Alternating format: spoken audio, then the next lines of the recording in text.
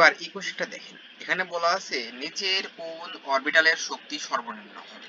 তো অরবিটালের শক্তি কম বা বেশির ক্ষেত্রে মনে রাখবেন, যে অরবিটালের n প্লাস l এর মান বেশি সেই অরবিটালের শক্তি বেশি, আর যে অরবিটালের n প্লাস l এর মান কম সেই অরবিটালের শক্তিও কম।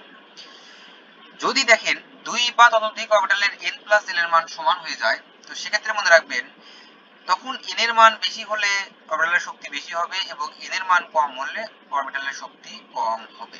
আই রিপিটেড, মনে রাখবেন যে অরবিটালের n প্লাস l এর মান বেশি সেই অরবিটালের শক্তি বেশি, যে অরবিটালের n প্লাস l এর মান কম সেই অরবিটালের শক্তিও কম। যদি এমন হয় যে দুই বা ততোধিক অরবিটালের n প্লাস l এর মান সমান হয়ে যাচ্ছে, তো সেক্ষেত্রে যার n এর মান কম তার শক্তি কম, যার n এর মান বেশি তার শক্তি বেশি। এখন চলেন কোশ্চেনটা সলভ করি। ও আরেকটা কথা, যে l এর মান কত হলে sp-df অরবিটাল হয় এটা আপনারা সবাই জানেন, তারপরেও আমি একটু দেখাই দিচ্ছি যে l এর মান যখন 0 তখন হচ্ছে s অরবিটাল, l এর মান যখন 1 তখন p অরবিটাল, l এর মান যখন 2 তখন হচ্ছে d অরবিটাল, l এর মান যখন 3 তখন f অরবিটাল। এখন আমাদের এই সবগুলো অপশনের n প্লাস l এর মান বের করতে হবে। চলেন বের করি। প্রথমে আছে l প্লাস l এর মান কত হবে 3, আর d মানে হচ্ছে 2, তাহলে 3 আর 2 কত হয় 5। এই অপশনে n এর মান 4 প্লাস s মানে 0, তাহলে 4 প্লাস 0 মানে 4।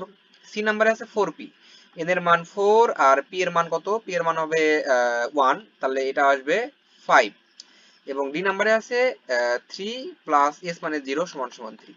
এই দেখেন এ নাম্বারেও n প্লাস l এর মান 5, সি নাম্বারেও n প্লাস l এর মান 5। এখন আমাদেরকে বলছে যে শক্তি সর্বনিম্ন হবে, তাহলে যার n এর মান কম তার শক্তি কম, যার n এর মান বেশি তার শক্তি বেশি। এখন 3 বড় না 4 বড়, অবশ্যই 4 বড়, তার মানে এটা শক্তি বেশি হবে, আর 3 এটা শক্তি কম হবে, তাই না?